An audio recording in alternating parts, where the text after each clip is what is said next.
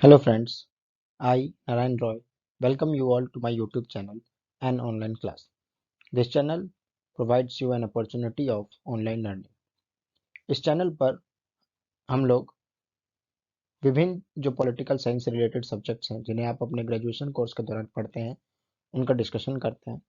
इस सीरीज में हमने दो सब्जेक्ट्स की शुरुआत की है, योर लॉस योर राइट, जिसकी 3 क्लासेस हो चुकी हैं और साइमल्टेनियसली हमने एक दूसरा सब्जेक्ट स्टार्ट किया है जिसका नाम है लेजिस्लेटिव सपोर्ट, जो कि बीए प्रोग्राम के बच्चे सेमेस्टर 3 में पढ़ते हैं। ठीक है, तो इस सब्जेक्ट की हम डिस्कशन को स्टार्ट कर चुके हैं और यह आज इसका सेकंड क्लास है जिसमें हम यूनिट 2 लेजिस्लेटिव प्रोसेस के बारे में डिस्कशन कर रहे हैं। इस डिस्कशन के थ्रू हम लोग समझने का प्रयास करेंगे कि हमारे देश की विधायिका कैसे कार्य करती है। तो चलिए विदाउट अ फर्दर अडू हम लोग स्टार्ट करते हैं अपनी क्लास को और मूव करते हैं नेक्स्ट स्लाइड। आज के सेशन को शुरू करने से पहले हम लोग समझते हैं कि हमने लास्ट क्लास में किन किन बातों की चर्चा की थी और क्या समझने का प्रयास किया था, यानी कि एक तरीके का रिवीजन कर लेते हैं। कुछ बच्चे आज बहुत दिनों बाद ये वीडियो देख रहे होंगे या कुछ बच्चे आज फर्स्ट टाइम सीधा सेकंड क्लास देख रहे होंगे, ताकि उन्हें भी ये समझ आ पाए कि हम इस क्लास में क्या क्या चीज़ें चर्चा करना चाह रहे हैं, एक कनेक्शन उनका बन जाए। तो सबसे पहले हमने लास्ट क्लास में समझने का प्रयास किया था कि लेजिस्लेटिव बॉडीज होती क्या है और कैसे वो एक डेमोक्रेसी के फंक्शनिंग में इम्पोर्टेंट होती है। और इस बात को डिस्कस करते हुए हमने कंक्लूड ये किया था कि कि वास्तविकता में, एक्चुअल में, एक डेमोक्रेसी को कंटिन्यूसली मूव करने के लिए जो बॉडी व्हील की तरह काम करती है, कंटिन्यूस मूविंग व्हील की तरह काम करती है, वो दरअसल एक लेजिस्लेटिव बॉडी होती है। डेमोक्रेसी है क्या? एक रिप्रेजेंटेटिव गवर्नमेंट का तरीका है, गवर्नेंस का तरीका है जिसमें हम अपने रिप्रेजेंटेटिव्स को चुनते हैं। जनता का शासन का एक तरीका है और इन रिप्रेजेंटेटिव्स को हमने चुना है जिनको वो कंस्टिट्यूट करते हैं एक लेजिस्लेटिव बॉडी को। तो अगर ये लेजिस्लेटिव बॉडी लगातार फंक्शन नहीं करेगी तो एक देश का डेमोक्रेटिक सिस्टम नहीं चल पाएगा। तो इस डिस्कशन पर हमने समझा था कि क्यों इंपॉर्टेंट है डेमोक्रेसी के लिए लेजिस्लेटिव बॉडी, क्या उसकी इंपॉर्टेंस है। और फिर हमने समझा था कि जो हमारी इंडियन लेजिस्लेटिव है वो एक वेस्ट मिनिस्टर पार्लियामेंट्री सिस्टम पर बेस्ड है, जो कि ब्रिटेन के सिस्टम से रिजेंबल करता है, रिजेंबलेंस है जिसका ब्रिटेन के सिस्टम से। और फिर हमने समझा था कि हमारे देश की लेजिस्लेटिव बॉडी या इन जनरल कोई भी लेजिस्लेटिव बॉडी क्या क्या भूमिकाएं निभाती है। एक भूमिका आप सब जानते होंगे कि जो विधायिका होती है वो कानून का निर्माण करती है, ये बात सबको पता होगा लमसम। परंतु इसके सिवा कई अन्य कार्य भी एक लेजिस्लेटिव बॉडी निभाती है, जैसे कि वो सरकार के कार्यों पर को ओवरसी करती है, उनकी देखरेख करती है, उन पर नजर रखती है, विभिन्न मोशंस के थ्रू उसके कार्यों को कंट्रोल करने की भूमिका निभाती है। सरकार जो खर्च करती है उस एक्सपेंडिचर को सैंक्शन करने की पावर भी लेजिस्लेटिव बॉडी के पास होती है।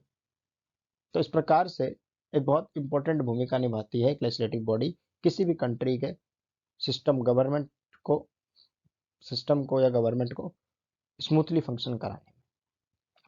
इसके सिवा हमने समझा था कि हमारे देश की लेजिस्लेटिव जो सिस्टम है वो कहीं ना कहीं ब्रिटेन से भी थोड़ा बहुत डिफरेंट है और कई देशों के पार्लियामेंट्री सिस्टम से थोड़ा सा डिफरेंट है।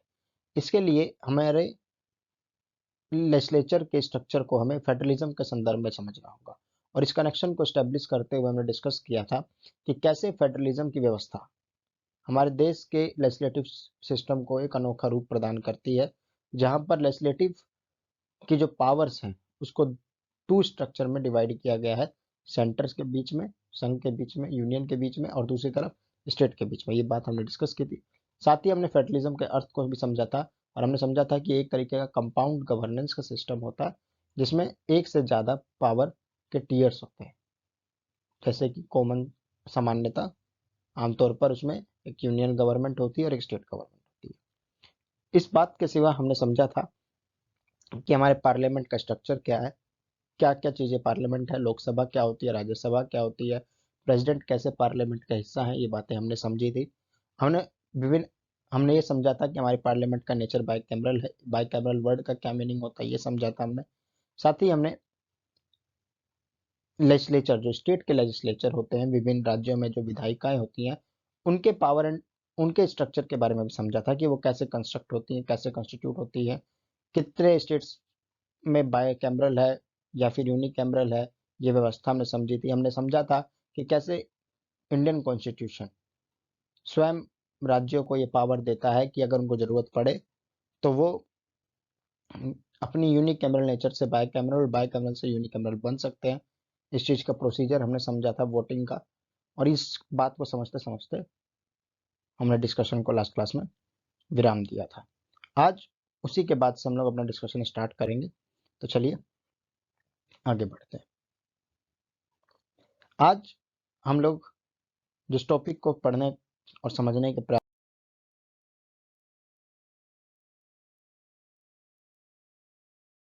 करेंगे वो है बिल। आज हम लोग समझेंगे कि बिल क्या होता है, बिल की हमें जरूरत क्यों होती है, क्यों हमारे सामने इतने सारे बिल पैदा होते हैं। इन सब चीजों के बारे में हम समझेंगे। बिल का अर्थ समझने से पहले हम सबसे पहले मैं आपको एक एग्जाम्पल देता हूँ, एक कहानी, एक छोटा सा दृश्य आप समझने का प्रयास कीजिए। समझिए कि आप लोग और आपकी फैमिली एक पिकनिक पर जा रहे हैं, एक आप ट्रेवल प्लान कर रहे हैं, और आपकी फैमिली में जो भी ये बच्चा वीडियो देख रहा है वही सबसे बड़ा है, आप मान लीजिए, ठीक है। और आपके छोटे भाई बहन है, और आपके मदर फादर है, और आपके मदर फादर ने डिसाइड किया कि चलो ठीक है, इस बार हम लोग तुम्हें इस छुट्टियों के समय पर कहीं वेकेशन पर लेके जाएंगे। पर आपके मदर फादर जो है उन्होंने आपको प्लानिंग की जिम्मेदारी आपको दी थी कि आप प्लान कीजिए, और उन्होंने कहा कि देखो बेटा या बेटी जो भी, हमारे पास इतना बजट है, 50,000, 1 लाख, 20,000, जो भी था, एक बजट अमाउंट उन्होंने डिसाइड कर दिया। मान लीजिए हम कहते हैं कि 50,000 उन्होंने कहा कि हमारे पास 50,000 रुपीज हम खर्च कर सकते हैं, ठीक है। और अब तुम्हें बताना है कि हम कहाँ जा सकते हैं, बेस्ट से बेस्ट जगह, और क्या क्या कैसे कैसे स्ट्रक्चर खर्च होगा, ठीक है। आपने बजट बनाना शुरू किया, और आपने देखा कि वो बजट 50,000 नहीं, अगर हम 70,000 खर्च कर दें, 20,000 और खर्च करें, तो हम एक जगह घूम के आ सकते हैं। A1 की वो जगह है, रहने की A1 फैसिलिटी है, फूड अच्छा है, और बहुत अच्छा एंजॉयमेंट कर पाएंगे। तो आपने क्या किया, आपने एक ड्राफ्ट बनाया, आपने एक पेज उठाया और लिखा कि देखिए पापा, ट्रेन का इतना खर्चा होगा, यानी ट्रेवल में इतना खर्चा है, स्टे में इतना खर्चा है, फूड पर इतना खर्चा है, और मिसलेनियस जो एक्सपेंसेस हमारे इतने हैं। आपने मुझे 50,000 कहा था, अगर हम इस एरिया में से कुछ कुछ पैसा बचाएं तो हम जाने समय तक, यानी जब तक हम लोग प्लान पे जाएंगे, हम लोग 20,000 और सेव कर सकते हैं। तो हमारे पास टोटल 70,000 हो जाएंगे, और इस 70,000 से अगर हम इसको ऐसे ऐसे खर्च करें तो हम लोग अपना वेकेशन जो है बहुत बेस्ट तरीके से मना सकते हैं। तो आपने जो ये कार्य किया पेज पर, आपने क्या किया, आपने एक एक्सपेंस चार्ट बनाया एक तरफ, और दूसरी तरफ आपने ये ब्यौरा दिया कि कैसे आप वो 70,000 जुगाड़ कर सकते हैं। 50,000 तो आपके पिता देने को तैयार थे, फिर 20,000 थे, तो आपने उसमें दूसरी तरफ ये डिसाइड किया कि इस हिस्से से अगर हम ये बचा लें, इस हिस्से से ये खर्च बचा लें, तो 20,000 हम लोग और जोड़ सकते हैं उस समय तक जब हमें जर्नी पर जाना है, और हमारे पास 70,000 हो जाएंगे। और एक तरफ आपने ये बताया कि हम लोग, हमारा वहाँ पे क्या क्या खर्च होगा, स्टे में क्या खर्च है, ट्रेवल में क्या खर्च है, फूड पर क्या खर्चा, लमसम आपने एक आइडिया दिया, ठीक है। तो ये जो आपने तैयार किया, ये क्या था, एक तरीके से ड्राफ्ट। ये परमानेंट खर्च, ये पक्का खर्च नहीं है, पक्का बिल नहीं था ये पक्का खर्च नहीं है कि उतना ही खर्च होगा ट्रेन पर। क्या पता उस समय ट्रेन बंद हो जाए, आप लोग फ्लाइट से जाओ, क्या पता वहां पर बसों की सर्विसेज कम हो जाए, बस की टिकट महंगी हो जाए, क्या पता होटल में एकदम से वहां पर ज्यादा भीड़ हो जाए, ठीक है। जैसे कि आपने देखा लॉकडाउन खुलने के बाद मनाली वगैरह में भीड़ हो गई थी, तो होटल के प्राइस बढ़ गए, कुछ भी हो सकता है। तो ये चीजें चेंज हो सकती हैं, आपने केवल एक अंदाजतन चीज बनाई है। तो ये एक ड्राफ्ट हुआ, समझे, एक मसौदा तैयार किया आपने, एक ड्राफ्ट तैयार किया। सेम ऐसे ही एक दूसरा एग्जांपल ले लीजिए। मान लीजिए आप लोग एक बुक लिखने जा रहे हैं। अब बुक लिखने से पहले, सबसे पहले आप क्या करेंगे, आप अपने दिमाग में आइडिया सोचते हैं कि बुक क्या होगा, कैसे होगा, क्या चीज। फिर उसके बाद आप पेपर कलम उठाते हैं, चैप्टर लिखेंगे कि मेरे फर्स्ट चैप्टर में इस बारे में लिखूंगा, सेकंड चैप्टर इस बारे में, थर्ड चैप्टर इस बारे में, फोर्थ चैप्टर, फिफ्थ चैप्टर को कंक्लूड कर दूंगा। आपने 5 चैप्टर में बुक को डिवाइड कर दिया। अब आप हर चैप्टर को बारे में सोचेंगे कि इस चैप्टर में मैं ये चीज लिखूंगा, यहाँ से लिखूंगा, ऐसे ऐसे ये बातें लिखूंगा, और पूरी बातों को नोट डाउन करते हैं। ऐसे ही सेकंड में, third chapter, fourth chapter, fifth chapter, और ऐसे करके आपने मान लीजिए 10-12 पन्ने का एक ड्राफ्ट बना लिया कि ये मेरी बुक का ड्राफ्ट है, अब मैं इसको देखकर अपनी बुक लिख सकता हूँ, और आप बुक लिखना शुरू कर देंगे। तो जो चीज आपने बनाया वो ड्राफ्ट। तो समझिए ऐसा ही ड्राफ्ट होता है बिल का। जैसे बुक लिखने से पहले आपने ड्राफ्ट बनाया, पूरे ट्रैवल पर जाने से पहले आपने एक मसौदा तैयार किया, तो वैसा ही जो ड्राफ्ट होता है, और जब उसे लीगली एक प्रोसेस के थ्रू आपकी लेजिस्लेटिव बॉडी में पेश किया जाता है, तो उसी ड्राफ्ट को बिल कहा जाता है। तो जैसा कि आपकी स्क्रीन पर दिख रहा होगा कि बिल क्या है, is a draft of legislative proposal. Legislative proposal है। देखिए आपने जो अपने पिता को प्रपोजल दिया कि हम 50,000 से 70,000 पे जा सकते हैं, और 70,000 ऐसे इकट्ठा कर सकते हैं, और उसको ऐसे ऐसे एक्सपेंस कर सकते हैं, और एक अच्छा वैकेशन बना सकते हैं।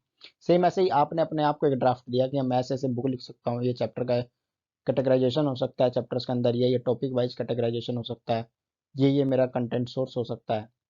तो ये जो आपने ड्राफ्ट लिया, ये भी आपको अपना ड्राफ्ट का। तो सेम ऐसे ही एक ड्राफ्ट किसी उद्देश्य के लिए, कोई बिल, कोई कानून आप बनाना चाहते हैं, जैसे आप एक बुक लिखना चाहते थे तो आपने एक ड्राफ्ट बनाया, आप वैकेशन पर जाना चाहते हैं तो आपने एक ड्राफ्ट बनाया, तो ऐसे ही आप एक कानून चाहते हैं, तो उस कानून का एक लगभग लमसम आइडिया आपने एक ड्राफ्ट बनाया, कच्चा पक्का चीजें जो भी आपको सही लगी, या फिर ग्रुप ने बनाया है, एक मिनिस्ट्री ने बनाया, तो मिनिस्ट्री के मेंबर्स को जो चीज रिगार्डिंग उसके प्रोविजंस लगे उन्होंने उस पेपर में लिखा, उस पेपर को एक फॉर्मलाइज रूप दिया, अच्छे से उसको अच्छे से लिखा विखा, फॉन्टिंग वगैरह सही कही, उसका प्रिंट अच्छा किया, सब कुछ अच्छा करके, और उसे लीगलाइज तरीके से एक लेजिस्लेटिव बॉडी में इंट्रोड्यूस किया। इंट्रोड्यूस किया मतलब उसे पेश किया, सबके सामने उसको रखा, उसको पढ़ा, और ये जब लेजिस्लेटिव प्रक्रिया आपने निभाई, तो वो एक नॉर्मल प्रपोजल, एक नॉर्मल जो प्रस्ताव था, वो एक लेजिस्लेटिव प्रपोजल बन गया। और ऐसे लेजिस्लेटिव प्रपोजल का जो ड्राफ्ट है, उसे क्या कहा जाता है, बिल कहा जाता है। ठीक है।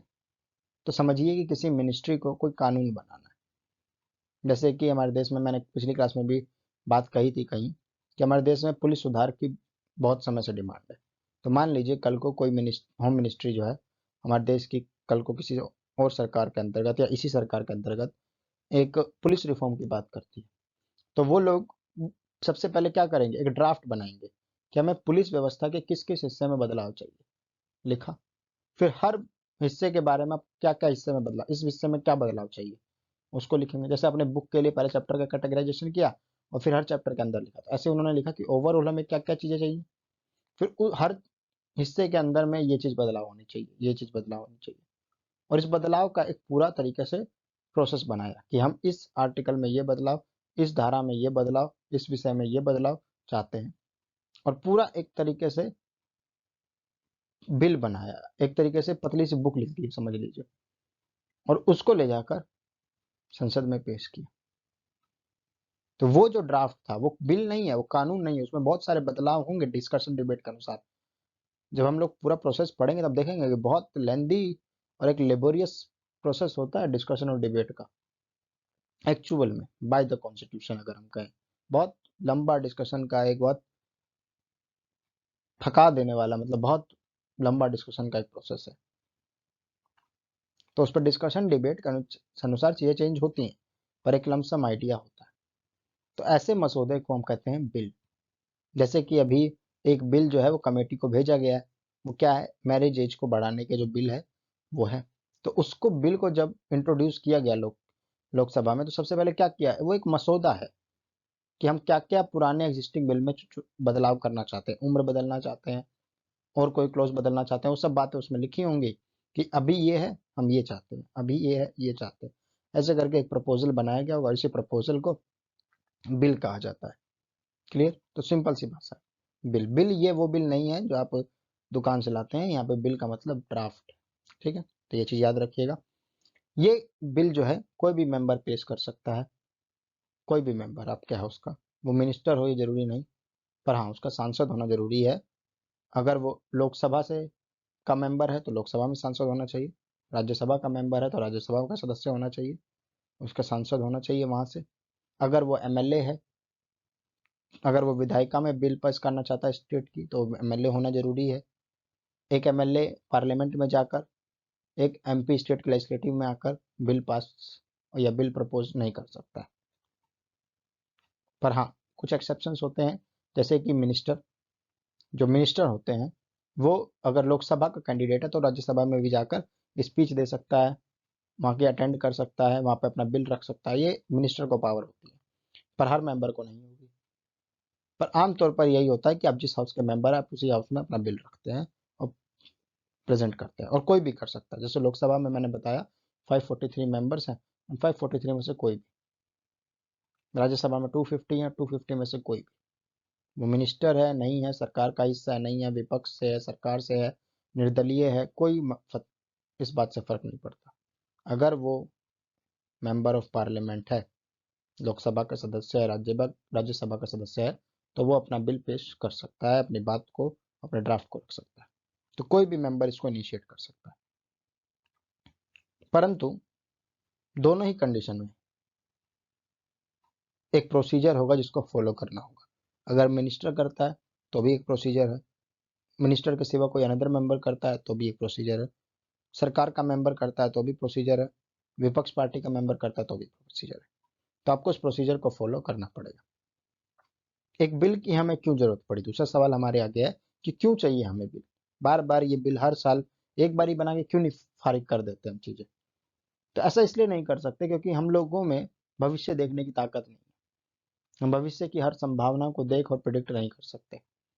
इसीलिए हम जैसी जरूरत पड़ती है उसके अनुसार कानूनों को बनाते हैं और कानूनों में बदलाव करते हैं। कानून नया बनाना भी अपने आप में कानून बनाना है, और पुराने कानून में बदलाव करने के लिए भी आपको फिर से प्रपोजल बनाना है, फिर से उसको पास कराना है। तो सब कुछ एक तरीके से नया कानून बनाने जैसा है। और कई चीजें जैसे कि हमारे देश की सामाजिक परिस्थिति, आर्थिक परिस्थिति, राजनीतिक परिस्थिति, लोगों का मानसिक चिंतन का स्तर, उनकी बौद्धिक स्तर, ये सब चीजें परिवर्तन होता है।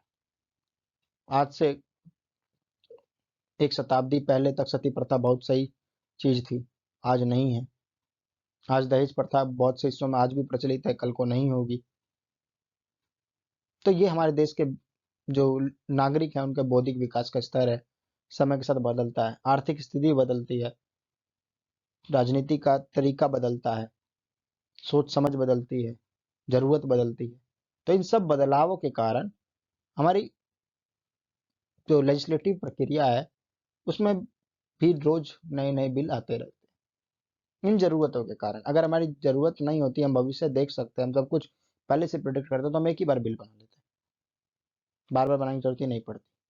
परंतु अलग अलग सर्कमस्टेंसेस जन्म लेते हैं, तो हमें नई नई चीज़ों की, नए नए नीड की, नए एक्सपीरियंस के अनुसार हमें चीज़ों की ज़रूरत पड़ती है। जैसे पेंडेमिक आया अभी, इससे पहले मुझे नहीं लगता आपकी और मेरी जनरेशन में किसी ने पेंडेमिक्स देखे होंगे। तो हमने पेंडेमिक्स नहीं देखे, तो उसका हमें एक्सपीरियंस नहीं था, सरकार को भी नहीं था बहुत सी को। तो उन्होंने लॉकडाउन लगाया, चीज़ों को समझा, उस अनुसार एक्शन लिया, नए लॉ बनाए। जैसे रेस्ट्रिक्शंस हैं, लॉकडाउन है, ये जो रेस्ट्रिक्शंस है, ये एक तरीके से नया लॉ बना। तो ज़रूरत के अनुसार, एक्सपीरियंस के बेसिस पर उसमें बदलाव, ये सब चीज़ें हम करते रहते हैं, और इसीलिए हमें हमेशा एक नए बिल की ज़रूरत पड़ती है। क्लियर है? चलिए आगे बढ़ते हैं। अब हम समझते हैं कि बिल के टाइप्स क्या होते हैं। मैंने अभी बताया कि बिल को कोई भी पेश कर सकता है, और कौन पेश करेगा इस आधार पर भी बिल अलग होता है, और उस बिल का क्या कंटेंट है, क्या उसकी उस किस विषय में है, वो क्या उसके अंतर्गत लिखा गया है, किस बारे में है, इस आधार पर भी बिल अलग होते हैं।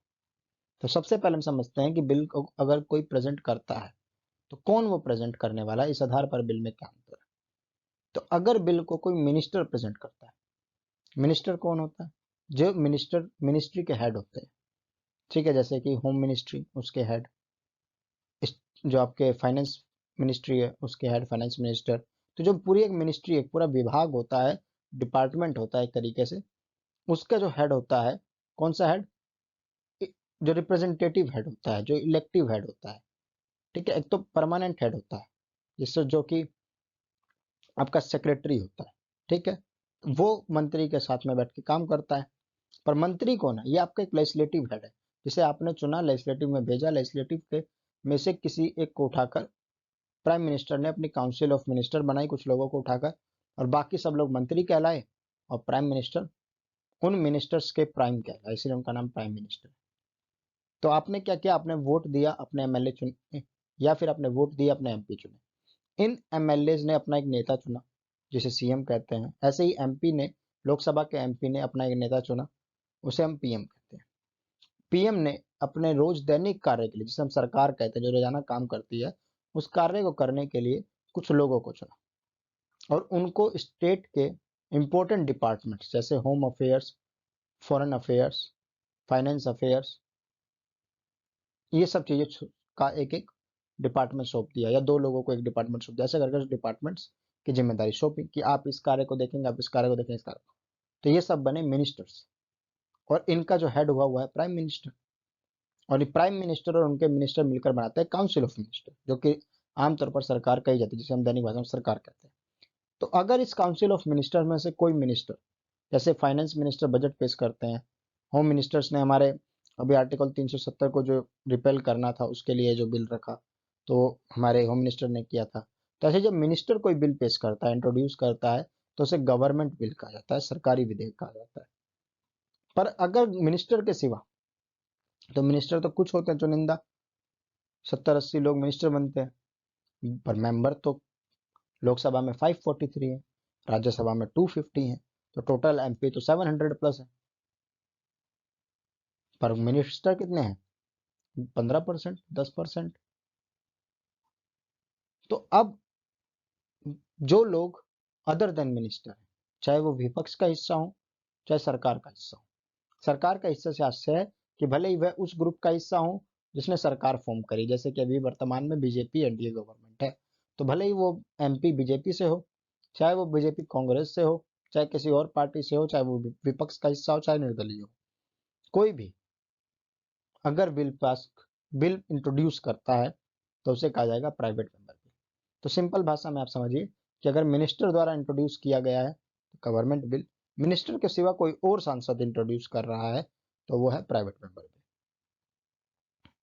दूसरा जो डिफरेंस है बिल्स के बीच में, वो है कंटेंट के बेसिस पर, कि उसका कंटेंट क्या है। तो अगर कोई बिल एक नया कोई विषय पर है, और वो नया विषय जो है वो मनी यानी धन, और फाइनेंस यानी वित्त, मनी और फाइनेंस के विषय से अलग है, तो उसे कहेंगे हम ऑर्डिनरी बिल, आम विधेयक।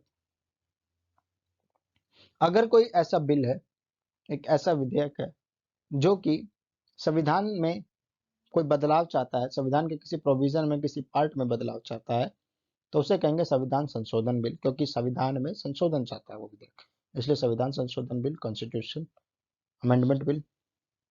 मनी बिल ऐसा वित्तीय बिल, पैसों से संबंधित ऐसा बिल जो कि टैक्स और पब्लिक एक्सपेंडिचर से जुड़ा हो, यानी ऐसे खर्च से जुड़ा हो या ऐसे पैसे से जुड़ा हो जिसका संबंध कंसोलिडेटेड फंड से हो। एक तरीके से ये हम कह सकते हैं सिंपल भाषा में। जैसे बजट, बजट जो है वो क्या है? मनी बिल होता है। क्यों? क्योंकि उसमें ये बताया जाता है कि सरकार कैसे पैसा कमाएगी। जैसे कि आपने अपने पापा को बताया कि हम 20,000 और ज्यादा कैसे बचा सकते हैं, तो ये पैसा कहाँ जाएगा? कंसोलिडेटेड फंड में। और खर्च बताते हैं कैसे खर्च करेंगे, वो पैसा कहाँ जाएगा? कंसोलिडेटेड फंड से। तो इस तरीके का जो संबंध वित्त से रिलेटेड जो ऐसे मामले होते हैं उन्हें कहते हैं मनी बिल। फाइनेंस बिल ऐसे वित्तीय मामले जो इनसे अलग हो, जैसे कि लोकल बॉडीज का जो टैक्सेशन सिस्टम है उसमें कोई बदलाव करना हो, तो वो वित्त कंसोलिडेटेड फंड से डायरेक्ट रिलेटेड नहीं है। तो ऐसे वित्तीय मामले को हम फाइनेंस बिल कहते हैं।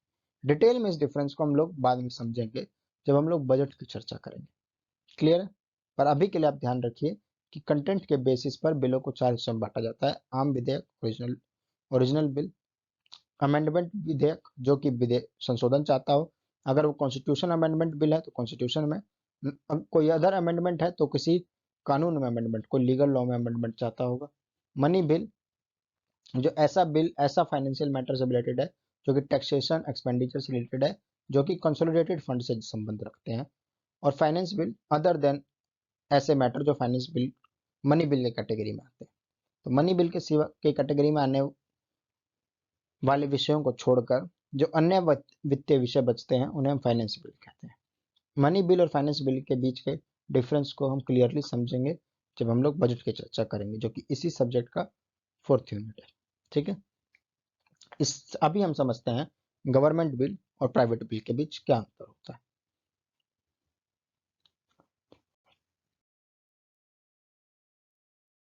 चलिए, सबसे पहला अंतर हम समझते हैं कि गवर्नमेंट बिल क्या रिफ्लेक्ट करता है, क्या चीज वो प्रदर्शित करता है। तो गवर्नमेंट बिल हमें आमतौर पर गवर्नमेंट की पॉलिसीज के बारे में बताता है। कैसे बताता है? एक एग्जांपल से इस बात को समझते हैं हम लोग कि मान लीजिए कोई सरकार है, जैसे बार बार मैंने अभी एग्जांपल दिया, मैं उसी एग्जांपल से कंटिन्यू करता हूँ कि भविष्य में कोई सरकार या जो वर्तमान सरकार है वो ये डिसाइड करती है कि हम पुलिस व्यवस्था में कुछ बदलाव, पुलिस कानून में बदलाव ला रहे हैं।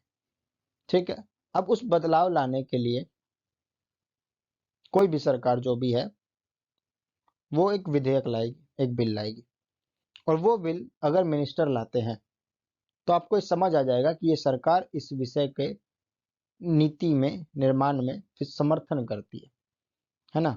अगर मिनिस्टर के सिवा कोई और लाता तब शायद हमें ये डाउट रहता कि पता नहीं सरकार चाहती है ऐसा या नहीं चाहती है, पर अगर कोई मिनिस्टर ला रहा है तो ये क्लियर कट हो जाएगा।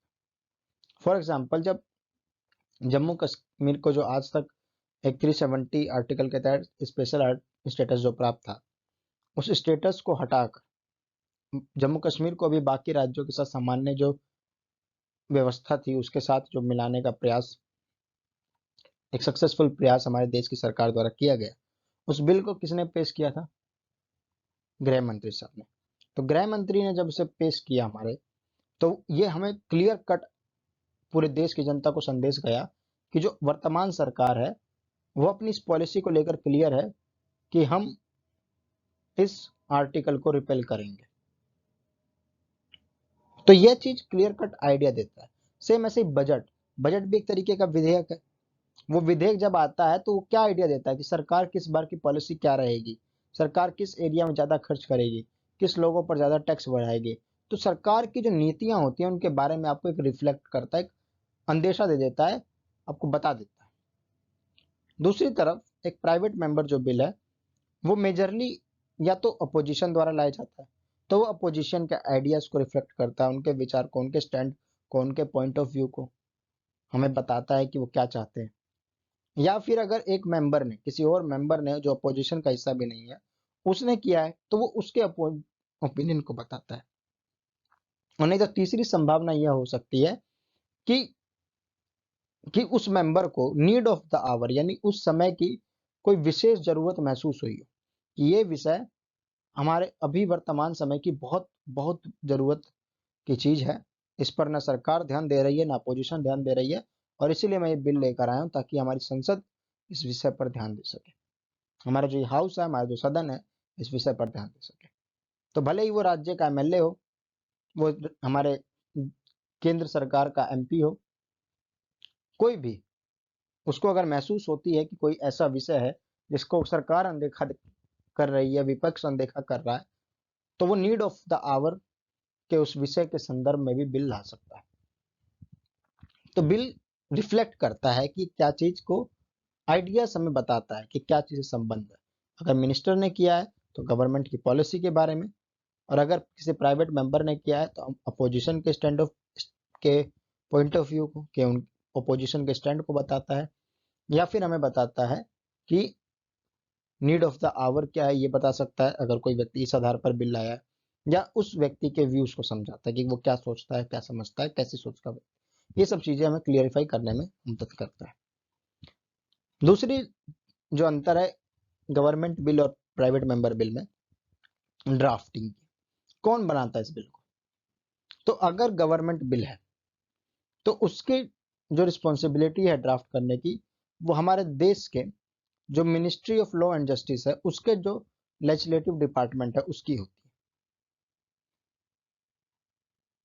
या फिर लॉ मिनिस्ट्री पर। समझे आप? एक एग्जांपल देता हूं मैं आपको। फॉर एग्जांपल, मान लीजिए कि कोई विधेयक आना है जो कि गृह मंत्रालय के जो जुरिडिक्शन है, जो विषय उसके अंतर्गत आते हैं, उनसे संबंधित है, तो उसके ड्राफ्टिंग की रिस्पॉन्सिबिलिटी किसकी होगी? या तो वो मिनिस्ट्री खुद ही करे, या फिर दूसरी संभावना हो सकती है कि लॉ मिनिस्ट्री के साथ होम मिनिस्ट्री मिलकर करे। तो ड्राफ्टिंग ड्राफ्ट करने की जो रिस्पॉन्सिबिलिटी है, ड्राफ्टिंग रिस्पॉन्सिबिलिटी है, वो उस विभाग के, उस डिपार्टमेंट के, उस मिनिस्ट्री के एक लेजिस्लेटिव विभाग होता है, उसकी हो सकती है। जैसे कि हम बजट जब पढ़ेंगे तब हम पढ़ेंगे कि हर मिनिस्ट्री में एक फाइनेंस डिपार्टमेंट होता है, ऐसे ही हर मिनिस्ट्री में एक लेजिस्लेटिव डिपार्टमेंट होता है।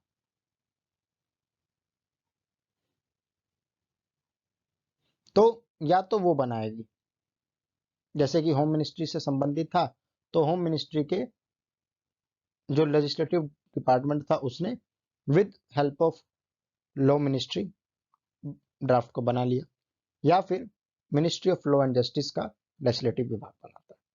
पर बनता मिनिस्ट्री के थ्रू है, ये चीज है, एक व्यक्ति नहीं बनाता उसको। अगर होम मिनिस्ट्री का है, जैसे कि मैंने एग्जांपल में बताया, तो होम मिनिस्ट्री का जो लेजिस्लेटिव डिपार्टमेंट है वो with the help of law ministry या कंसर्न मिनिस्टर, ये सब चीजें ये बंदे मिलकर बनाएंगे। होम मिनिस्टर हो सकते हैं, लेजिस्लेटिव होम मिनिस्ट्री के अंतर्गत जो लेजिस्लेटिव डिपार्टमेंट है उसके मेंबर हो सकते हैं, और लॉ मिनिस्ट्री के मेंबर हो सकते हैं, ये लोग एक साथ बना सकते हैं। या फिर दूसरी तरफ लॉ एंड जस्टिस की जो मिनिस्ट्री है, ministry of law and justice, उसका जो लेजिस्लेटिव डिपार्टमेंट है वो बना सकता है, पर बनेगा एक मिनिस्ट्री के थ्रू। ये एक सबसे बड़ा अंतर है। दूसरी तरफ प्राइवेट मेंबर में जो बंदा बिल पेश कर रहा है, सारी ड्राफ्टिंग रिस्पॉन्सिबिलिटी उसी बंदे की है, वो सोल रिस्पॉन्सिबल है उस चीज के लिए, सोलली अकाउंटेबल पर्सन है, उस पूरा वर्क को वो खुद ही करेगा। तो डिफरेंस क्या है कि अगर मिनिस्ट्री का है तो ज्यादा लोग, ज्यादा बुद्धि, ज्यादा दिमाग एक साथ कार्य करते हैं। दूसरी तरफ अगर प्राइवेट मेंबर बिल है तो उसी को अपने निजी स्तर पर अगर वो कोई हेल्प लेना चाहे तो ले सकता है, पर उसी व्यक्ति की पूर्ण जिम्मेदारी होती है उस बिल को ड्राफ्ट करने की। क्लियर है? दूसरी चीज, नोटिस पीरियड। नोटिस पीरियड क्या है, पहले मैं इसको बताता हूँ कि आपको जब संसद में कोई बिल रखना होता है, इंट्रोड्यूस करना होता है, उसको पेश करना होता है, तो आप ऐसे ही सोकर उठे, रात में आपको सपना आया कि ओह भाई मेरे देश को ये जरूरत है, और आप जाकर वहां पर संसद में पहुंचे और कह रहे हैं कि स्पीकर महोदय मैं ये बिल रखना चाहता हूँ, ऐसा ऐसा आप नहीं कर सकते, ये प्रोसीजर नहीं होता है। प्रोसीजर क्या है कि आपको जो कार्य सूची होती है, लोकसभा जो कार्य करते हैं उसकी कार्य सूची होती है हर दिन की, जैसे आपका स्कूल का टाइम टेबल होता है, कॉलेज का टाइम टेबल होता है, ऐसे ही उनका अपना पूरी सूची प्रिपेयर होती है कि वो किस दिन क्या कार्य करेंगे। तो आपको जाकर पहले इन्फॉर्म करना पड़ता है, तो वो है नोटिस पीरियड, कि कितने दिन पहले आपको इन्फॉर्म करना पड़ेगा। अगर एक सरकार द्वारा बनाया गया बिल है, गवर्नमेंट बिल है, एक पब्लिक बिल है, तो उसे 7 दिन पहले, यानी कि आपको एक हफ्ते पहले जाकर उस हाउस को नोटिफाई कराना पड़ेगा, यानी स्पीकर महोदय को बताना पड़ेगा, और स्पीकर महोदय उस सूची में उसको ऐड करवा देंगे कि देखिए फलाना मिनिस्ट्री का बिल है, इस विषय पर बिल है, इस दिन को ये बंदे पेश करेंगे, और जिस दिन का आपको तारीख मिलेगी उस दिन आप इंट्रोड्यूस कर सकते हैं। ऐसे ही अगर प्राइवेट मेंबर का बिल है तो उसे 30 दिन पहले, 1 महीने पहले ऐसा किया जाता है। फिर ऐसा क्यों किया जाता है? आमतौर पर यह माना जाता है कि सरकार का जो बिल है वो ज्यादा इंपॉर्टेंट है, ज्यादा कंसर्न है, ज्यादा रिलेटेड है देश के डेवलपमेंट से, इसीलिए उसे थोड़ा वेटिंग टाइम कम रखा गया है। प्राइवेट मेंबर बिल को उतना महत्व नहीं दिया गया है, इसीलिए उसके लिए वेटिंग टाइम थोड़ा ज्यादा रखा गया है। ठीक है, बस यही एक अंतर है। ठीक है, एक को ज्यादा सीरियस लिया जाता है, एक को नहीं लिया जाता है। फिर उसके बाद पास और लैप्स होने के तरीका। देखिए, अगर गवर्नमेंट का बनाया बिल है, मिनिस्ट्री द्वारा बनाया गया बिल है, एक मिनिस्टर आकर उसको पेश कर रहा है, गवर्नमेंट का हिस्सा है मिनिस्टर, तो ऑफ कोर्स उस बिल के पास होने के चांसेस ज्यादा है, क्योंकि गवर्नमेंट जिन लोगों ने बनाई है, जितने आपके रिप्रेजेंटेटिव एक साथ होकर बहुमत को उन्होंने साबित किया है कि हाँ इस व्यक्ति के नेतृत्व में एक साथ सरकार का हिस्सा बनने को तैयार है।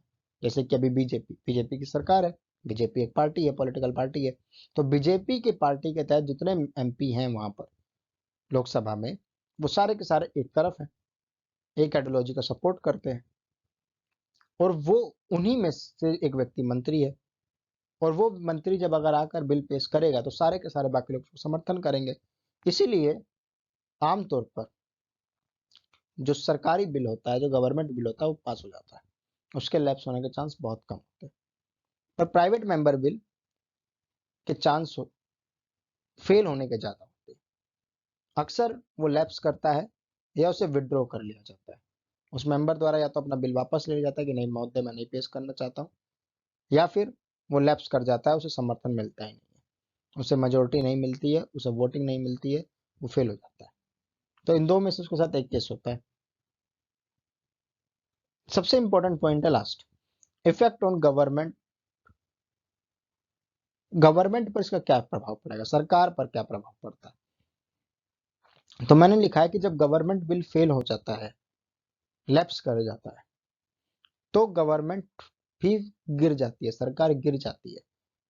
पर दूसरी तरफ अगर प्राइवेट मेंबर बिल गिरता है, वो पास हो नहीं हो पाता, वो फेल हो जाता है, तो इससे सरकार की इमेज पर कोई फर्क नहीं पड़ता है। ठीक है, तो अब हम दरअसल समझते हैं कि सरकार गिरने का और बिल को फेल होने का क्या किस्सा है। ठीक है, मैं एक बार पेन ऑन कर लेता हूं। आप समझिए, कोई एक एग्जांपल बिल ले लीजिए। फॉर एग्जांपल मान लीजिए एक कोई बिल है, बिल को बी ही लिख लेते हैं हम लोग। आप लोग को यहाँ दिख रहा होगा, थोड़ा सा स्पेस है। ये हमने बिल रखा, ये एक नॉर्मल बिल है। जैसे कि मान लीजिए किसी स्टेट के डेमोग्राफी में कोई चेंज करना है, या कोई छोटा सा किसी कानून में बदलाव करना है। वोटिंग क्या चाहिए भैया, 50%+1 चाहिए प्रेजेंट एंड वोटिंग मेंबर की। ये वोटिंग का तरीका क्या होता है ये भी हम आज क्लास में समझेंगे। क्या चाहिए हमें भैया, 50%,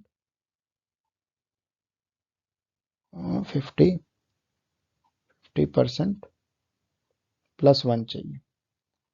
उस दिन टोटल लोग आए थे, मान लीजिए संसद में, लोकसभा में 400 लोग आए थे। ठीक है, कितने प्रेजेंट है, 400 प्रेजेंट है। तो 400 का 50% हुआ 200, और 200 से कुछ ज्यादा, तो अब 200 ज्यादा 250 हो सकते हैं, 300 हो सकते हैं। हम मान लेते हैं कि भैया 201 लोगों ने ही वोट दिया। ठीक है, ये हुआ बिल के केस में। ठीक है, दूसरी तरफ थोड़ा सा ऊपर लिख लेते हैं, यहाँ पे लिख लेते हैं, ध्यान दीजिएगा, कलर दूसरा ले लेते हैं, ब्लू कर लेते हैं। गवर्नमेंट बनने के लिए, एक आमतौर पर सरकार बनने के लिए आपको क्या चाहिए, आपको सरकार बनने के लिए भी एक संसद में 50%+1 चाहिए। पर यहाँ क्या चाहिए, 50%+1 पूरे स्ट्रेंथ का चाहिए। ठीक है,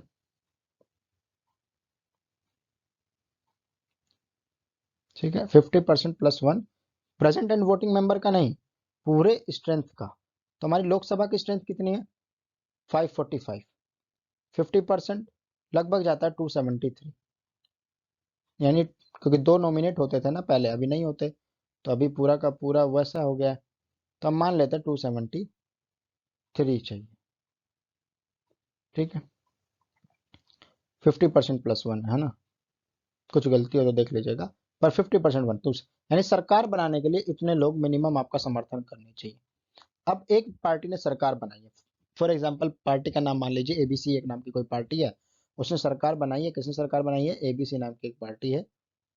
ठीक है, एबीसी,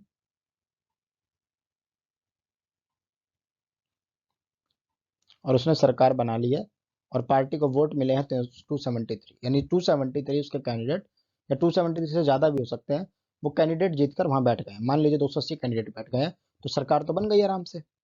अब इनको पास कराना था एक नॉर्मल सा बिल, पहला ही बिल है सरकार का, और ये बिल लेकर आई। 50%+ वोट चाहिए, वो भी प्रेजेंट एंड वोटिंग मेंबर का। उसके मेंबर उस दिन प्रेजेंट थे टोटल संसद में कितने, 400। उस सरकार के नहीं, टोटल मेंबर 400 प्रेजेंट थे। कितने प्रेजेंट थे, 400 मेंबर प्रेजेंट थे। तो कितने चाहिए थे पास कराने के लिए, 201 वोट चाहिए। इस पार्टी के पास 273 मेंबर है, और अगर ये 201 लोग भी इसका समर्थन नहीं करते हैं, तो यानी जिन 273 लोगों ने मिलकर सरकार बनाई है, जिन्होंने मेजोरिटी बनाकर एक प्राइम मिनिस्टर चुना है, और प्राइम मिनिस्टर ने उन्हीं में से कुछ को सुन के काउंसिल ऑफ मिनिस्टर बनाई है, ये जो पूरी व्यवस्था इन 273 लोगों ने एक तरफ जुड़कर एक साथ आकर बहुमत बनाया और सरकार बनाई, ये सारे भी अब एक साथ नहीं है एक छोटे से बिल को पास कराने के लिए। तो यानी कि जिस लीडरशिप में ये बिल बना, उस लीडरशिप में अब ये 273 के 273 भरोसा नहीं रखते। ये जो 273 लोग हैं, ये सारे एक साथ भरोसा इसमें नहीं रखते, इसलिए तो सबने वोट नहीं दिया, और ये सरकार टोटल मिलाकर 201 वोट नहीं जुटा पाई, और बिल हो गया फेल। तो ऐसी स्थिति में जो विपक्ष होता है वो क्या करेगा, वो सरकार के उस पर क्वेश्चन उठाना शुरू कर देगा, कहेगा कि ये सरकार एक इतना समर्थन अपना में नहीं ला पाई, बहुमत सीधी नहीं कर पाई इस बिल के मामले में, तो इस सरकार के जो मेंबर हैं वो उस पर भरोसा नहीं करते, और चूंकि वो भरोसा नहीं करते हैं तो इसीलिए दोबारा से फ्लोर टेस्ट होगा। फ्लोर टेस्ट में अगर ऐसा ही होता है तो सरकार गिर जाती है। तो अक्सर बिल, गवर्नमेंट का जब बिल फेल होता है तो सरकारें गिर जाती है। सरकार गिरना और संसद का भंग होना दोनों में अंतर है। आपने देखा होगा, अगर आप नहीं देखा तो आप जाके एक बार देखिए, यूट्यूब वगैरह पर पढ़िए या गूगल करके पढ़िए, आपके पास एनसीईआरटी की बुक है 12वीं क्लास की तो उसमें पढ़िए कि 1990 के दशक में हमारे देश में बहुत बार सरकारें गिरी, पर जितनी बार सरकार गिरी या प्राइम मिनिस्टर चेंज हुआ उतनी बार वोटिंग नहीं हुई। सरकार गिरने का मतलब क्या है, मैं समझाता हूं आपको। सरकार गिरने का मतलब है कि जो 50%+1 लोगों ने मिलकर सरकार बनाई थी ना, हमारे देश में सरकार बनने के लिए क्या क्राइटेरिया है कि भैया हमें जो संसद की प्रेजेंट बहुमत है, प्रेजेंट जो ऑक्यूपेंसी है, बहुमत नहीं, जो उसकी टोटल सीटिंग कैपेसिटी है, उसका आपको 50%+1 चाहिए। ठीक है, जो भी उसका 50%+1 है वो चाहिए। तो अगर 543 सीट्स है मान लीजिए टोटल, ठीक है, पहले 2 नॉमिनेट होती थी अभी नहीं है, तो 543 सीट हम मान लेते हैं अभी, और +1, तो 543 का अगर आप आधा करेंगे तो 500 का आधा हुआ 250, 43 में 44 मान लीजिए तो 22 का आधा हुआ 557, 272, यानी कि करीब करीब 273 सीट चाहिए। अब 273 सीट चाहिए मतलब 273 एमपी एक आइडियोलॉजी एक पार्टी से जुड़े होने चाहिए। तो इन सब ने जुड़कर एक सरकार बनाई, अपना एक नेता चुना, तो 273 टोटल हो गए। अब ये 273 टोटल मिलकर एक व्यवस्था बनाते हैं और अपना एक लीडर चुनते हैं। पर अगर ये 273 बाद में उस लीडर का समर्थन नहीं करते, तो वो लीडर कौन है, प्राइम मिनिस्टर, और उस प्राइम मिनिस्टर ने क्या बनाई थी अपने काम करने के लिए, दैनिक काम करने के लिए, काउंसिल ऑफ मिनिस्टर। तो अब ये 273 उस प्राइम मिनिस्टर का समर्थन नहीं कर रहे, तो वो प्राइम मिनिस्टर अपने पद पर नहीं रह सकता, वो व्यक्ति प्राइम मिनिस्टर नहीं रह सकता। वो सांसद रहेंगे, वो प्राइम मिनिस्टर नहीं रह सकता, और चूंकि प्राइम मिनिस्टर नहीं है तो उसकी काउंसिल भी भंग हो जाएगी। तो अब मिनिस्टर मिनिस्टर नहीं रह सकते, वो सांसद रहेंगे। तो आमतौर पर जो मिनिस्टर आप में से जो सांसद प्राइम मिनिस्टर और मिनिस्टर बन गए थे, अब वो वापस से नॉर्मल सांसद हो गए, और अब फिर से आप लोग अपने में से ही कोई नया व्यक्ति को प्राइम मिनिस्टर चुन सकते हैं और वो अपनी नई काउंसिल ऑफ मिनिस्टर बना सकता है। तो इसे कहते हैं सरकार का गिरना, यानी जब प्राइम मिनिस्टर की लीडरशिप में जो सांसद हैं वो अपना भरोसा ना दिखाए, तो उसे कहते हैं सरकार का गिर जाना। जैसे कि मान लीजिए अभी वर्तमान समय में बीजेपी के जो लोग हैं, जो सांसद गए हैं चुनकर, वो नरेंद्र मोदी जी की, फॉर एग्जाम्पल नरेंद्र मोदी जी की लीडरशिप को नहीं मानते हैं, हम कहते हैं कि हम नहीं, हम अपना नया प्राइम मिनिस्टर चुनना चाहते हैं, तब हम कहेंगे कि मोदी सरकार फॉल कर गई है, और वो उसके बाद जिस भी व्यक्ति को चुनेंगे अपना प्राइम मिनिस्टर, वो अपनी नई काउंसिल ऑफ मिनिस्टर बनाएगा, तो उस आधार पर कहेंगे कि हाँ नरेंद्र मोदी सरकार जो है वो गिर गई। तो सरकार गिरना और संसद भंग होना दोनों में अंतर है। संसद भंग कब होती है, जब कोई ऐसी स्थिति पैदा हो जाए कि कोई एक व्यक्ति को लेकर नेता बनने पर डिस्कशन हो ही नहीं रहा है, उसको कोई, किसी एक व्यक्ति को कोई नेता मान ही नहीं रहा है, उसको पीएम का चुनाव नहीं हो पा रहा है, और अगर किसी का चुनाव हो गया तो वो मेजोरिटी प्रूफ नहीं कर पा रहा है, तो ऐसी स्थिति में सरकार नहीं बन पाएगी, तो संसद को डिसॉल्व कर दिया जाता है, या फिर हर 5 साल बाद संसद खुद ही डिसॉल्व हो जाती है और नई संसद का गठन होता है, दोबारा से चुनाव होते हैं, तो उस पीरियड में संसद डिसॉल्व हो जाती है। जैसे कि अभी यूपी में चुनाव होंगे तो यूपी की विधायिका जो है वो डिसॉल्व हो जाएगी, जो लोअर हाउस है उसका वो डिवोल्व हो जाएगा, असेंबली जो है वो डिसॉल्व हो जाएगी। जब दिल्ली में इलेक्शन हुए थे तो उससे पहले, जस्ट पहले, दिल्ली की असेंबली डिसॉल्व हो गई थी। 2019 में 23 में चुनाव हुए थे तो लोकसभा डिसॉल्व हो गई थी। तो इस प्रकार से डिसॉल्व, वो सदन का डिसॉल्व होना होता है, सरकार गिरना, और दोनों में अंतर होता है। होप कि आपको ये अंतर समझ आया होगा। ठीक है, तो अगर एक गवर्नमेंट बिल फेल हो जाता है तो इसका मतलब है कि सरकार गिर सकती है, पर प्राइवेट मेंबर के बिल गिरने से सरकार की स्थिति पर कोई फर्क नहीं पड़ता। ठीक है, आगे बढ़ते हैं हम लोग। अब हम लोग समझते हैं डिवीजन ऑफ पावर। तो डिवीजन ऑफ पावर, जैसा कि मैंने पिछली क्लास में भी चर्चा की थी, ये एक कार्य क्षेत्र का बंटवारा है, कार्य क्षेत्र का डिवीजन है। एक ये ऐसी डॉक्ट्रिन है जिसके कारण से जो फेडरलिज्म की व्यवस्था है वो वास्तविक रूप में तब्दील हो पाती है। जो मैंने लास्ट क्लास में एग्जांपल दिया था, हम उसी एग्जांपल की चर्चा करते हुए समझते हैं कि मान लीजिए आपके घर में एक पार्टी फंक्शन है, एक कोई पार्टी वगैरह है। और पार्टी में कुछ काम चुने गए। काम चुना गया कि देखिए भैया एक टेंट लगवाना है, और दूसरा जो हलवाई वगैरह काम करेंगे, जो फूड मेकिंग होगा वो काम है। एक काम ये हुआ, दो काम हुए, टेंट और फूड। दूसरी तरफ एक काम रखा गया कि कुछ सामान लेकर आना है जो बाहर से किराने वगैरह का सामान है। तो इसमें हम आइटम्स लिख लेते हैं कि जो आइटम्स लानी है हमें, उसे हमने आई कर लिया। फिर उसके बाद कुछ रिलेटिव्स को बुलाना है, इनविटेशन करना है, तो रिलेटिव्स को बुलाने का काम एक हो गया। और दूसरी तरफ गिफ्ट्स वगैरह देना है बच्चों को, जो लोग आएंगे तो उनके लिए गिफ्ट्स वगैरह पैक करने हैं, लाने हैं, ये एक काम हो गया। ये काम करने की जिम्मेदारी मान लीजिए आपकी सिस्टर को दे दी गई, ये काम करने की जिम्मेदारी आपकी मदर ने ली, ये काम करने की जिम्मेदारी आपके फादर ने ले ली, ठीक है, और ये काम करने की जिम्मेदारी आपकी दी गई, ये आप है। तो ये क्या किया गया कि एक फंक्शन को चलाने के लिए, एक पूरे फंक्शन के सक्सेसफुली ऑर्गेनाइज करने के लिए आपके पास चार मेजर काम है। एक काम, दो काम, तीन काम, चार काम। और इन चारों काम को की जिम्मेदारी अलग अलग आदमी को दे दी गई। टेंट और फूड के बनता देखना है, आपको देखना है। आइटम्स वगैरह जो लाने हैं आपके फादर ले आएंगे। रिलेटिव्स वगैरह को जो इनवाइट करना है वो आपकी मदर कर देंगे। गिफ्ट वगैरह जो पैक करना है वो आपकी सिस्टर कर देंगे। ये काम दिया गया। तो आप अब एरिया बांट दिए गए काम के। तो सेम ऐसे ही अब जिस भी एरिया की जिम्मेदारी है वो आपकी रहेगी। टेंट वगैरह और फूड की जिम्मेदारी आपकी है, आप देख रेख करेंगे कि कुछ उसमें गड़बड़ ना हो। आइटम्स वगैरह की जिम्मेदारी आपके फादर की है, तो वो ये सुनिश्चित करेंगे कि कोई आइटम जो पर्ची में लिखा हुआ रह ना जाए, और अगर इमरजेंसी में कोई सामान की नई जरूरत पड़े तो वो ला कर देंगे। रिलेटिव्स वगैरह को इन्वाइट करना है, वो आए नहीं आए ये चीज़ आपकी मम्मा देखेंगी।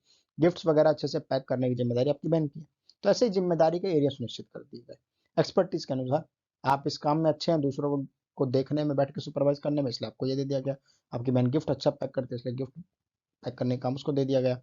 सेम ऐसे ही एक देश के पास भी बहुत सारे काम होते हैं, रोड बनाना, नाली बनाना, ये एक छोटे काम है जिसे लोकल लेवल पर किया जा सकता है। सेम ऐसे ही विदेशी देशों से कैसा संबंध रखना, बाहरी आक्रमण से सुरक्षा करना, ये बड़े मामले हैं, ठीक है। पुलिस वगैरह, तो ये छोटे मामले हैं। तो ऐसे ही करके देश के पास भी कुछ काम हुए। जैसे कि देश के पास क्या काम हुए, पहला काम हो गया देश के पास फॉरेन रिलेशन, ठीक है। एक काम हमने एग्जांपल रख लिया कि भैया एक काम है फॉरेन रिलेशन, ठीक है। फिर दूसरा काम हो सकता है लैंड या फिर पुलिसिंग, ठीक है। लैंड हो सकता है या फिर पुलिसिंग हो सकती है। ऐसे ही रोड्स वगैरह का कंस्ट्रक्शन का काम हो सकता है कि रोड बनवाना है, ड्रेन्स बनवानी है यानी नालियाँ बनवानी है, ये एक काम। तो ऐसे ही बहुत सारे काम होते हैं देश के। अब इसको डिवाइड कर लिया गया। तो हमारे देश में क्या किया गया कि भैया देखिए, अगर आपको लैंड से रिलेटेड कोई काम करना है, ये लैंड है, तो इससे रिलेटेड कोई काम करना है, इसको हम स्टेट को दे देते हैं, ये हम अपने यूनियन को दे देते हैं, और ये हम अपने लोकल बॉडीज को दे देंगे, पंचायत वगैरह को। तो ये जो डिवीजन है ये क्या है, यही पावर का डिवीजन है। और इस डिवीजन को कारगर करने के लिए हमारे कॉन्स्टिट्यूशन ने तीन लिस्ट बनाई। कौन कौन सी list, union list, state list और कंकरेंट लिस्ट। यूनियन लिस्ट को हम कहते हैं संघ सूची, स्टेट लिस्ट को कहते हैं हम राज्य सूची, और कंकरेंट लिस्ट को कहते हैं समवर्ती सूची। यूनियन लिस्ट में 100 सब्जेक्ट हैं जैसा कि आपको यहाँ दिख रहे हैं। स्टेट लिस्ट में वर्तमान में 61 सब्जेक्ट हैं, पहले 66 होते थे। कंकरेंट लिस्ट में 52 सब्जेक्ट हैं, पहले 47 होते थे। तो इस प्रकार की व्यवस्था है इसमें। और ये बताते हैं कि किस राज्य सरकार का क्या क्षेत्र है, केंद्र सरकार का क्या क्षेत्र है, तो उनके क्षेत्रों का डिवीजन करते हैं। और ये इसलिए जरूरी है क्योंकि हमारे देश में जो लेजिस्लेटिव पावर है वो कुछ हिस्सों में राज्यों को दे दी गई। जैसे रोड बनाना है, लैंड का कैसे डिस्ट्रीब्यूशन होगा, ये चीज कौन डिसाइड कर रहा है, हमारी स्टेट डिसाइड कर रही है, ठीक है। फॉरेन रिलेशंस किस कंट्री के साथ कैसे बनाकर रखने हैं, ये चीज सेंटर डिसाइड कर रही है। तो एक प्रॉपर काम उसको दे दिया गया। अब फॉरेन रिलेशन को बनाए रखने का एग्जीक्यूटिव जो भूमिका है वो भी सेंटर निभाएगी, जो लेजिस्लेटिव भूमिका है वो भी सेंटर निभाएगी। सेम ऐसे स्टेट के रिगार्डिंग जो लेजिस्लेटिव भूमिका है, एग्जीक्यूटिव भूमिका है, वो स्टेट निभाएगा। रोड बनवाने के काम शहरों में एमसीडी का होता है, तो डिसीजन भी एमसीडी लेगी, लागू भी एमसीडी करवाएगी। तो एक एरिया का स्पेसिफिक पूरा डिवीजन कर दिया गया, ठीक है। तो इसे कहते हैं division of power. Separation of power इससे डिफरेंट चीज है, वो हम कभी और समझेंगे, ठीक है। नेक्स्ट सेट चलते हैं, नेचर ऑफ मैंडेट। बिल क्या होता है, कैसे वो लॉ बनता है, इस चीज को समझने से पहले ही समझने की जरूरत है कि मेजोरिटी क्या होती है। बार बार बहुमत बहुमत बहुमत कहा जा रहा है। अभी जब मैंने पीछे भी आपको सरकार का गिरना समझाया, तब भी मैंने एक बहुमत की बात की। तो हमारे देश में कितने टाइप की बहुमत है, इस बहुमत के क्या नाम होते हैं, इनको आज हम समझते हैं।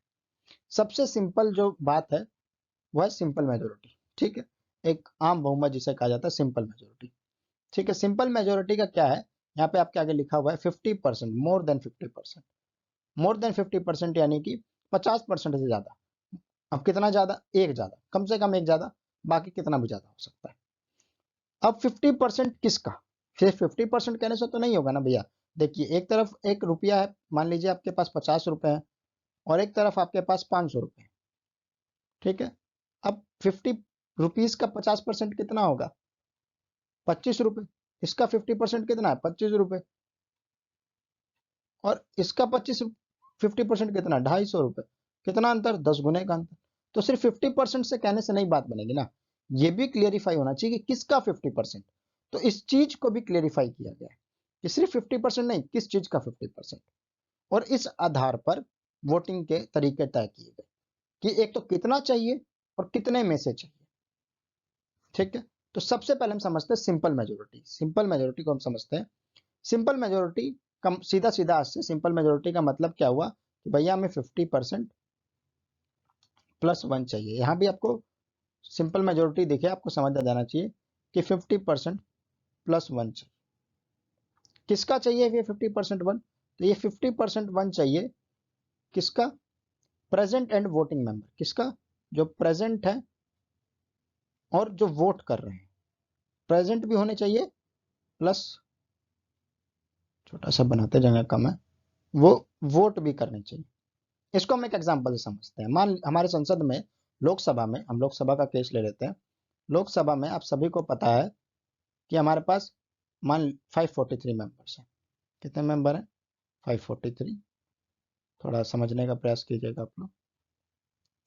अब इसमें से एब्सेंट कितने हो गए, मान लीजिए 43 लोग एब्सेंट हो गए, तो बच्चे हमारे पास कितने, 500 रिमेनिंग हो गए। इस 500 में से कुछ लोग हुड़दंग मचाने लगे, डिस्टर्ब करने लगे संसद की प्रक्रिया को। तो इनमें से 100 लोगों की वोटिंग पावर छीन ली गई कि आपको वोट देने का राइट नहीं दे रहे हैं। स्पीकर ने ऐसा किया, तो अब बचे कितने, वोटिंग एंड प्रेजेंट 400। तो अब प्रेजेंट एंड वोटिंग मेंबर कितने हुए, 400। और टोटल कितने थे, 543। 43 कहाँ गए, 43 एब्सेंट। 43 क्या है, एब्सेंट है। जो ये एब्सेंट है ये 43 है। और 100 लोगों से वोटिंग पावर छीन ली गई। इसीलिए यहाँ तक जाते हुए 100 रुपये, यहाँ भी कम हो गया, यहाँ भी -100 हो गया। ये क्यों हुआ, क्योंकि इन 100 लोगों ने कुछ उत्पात मचाया होगा, इसलिए इनको वोटिंग पावर नहीं दी गई।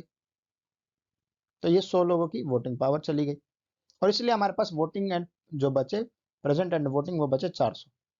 अब 400 का आधा हुआ 200, और 200 का एक 201। तो यानी यहाँ पर सिंपल मेजोरिटी क्या हुई, इस एग्जाम्पल में 201।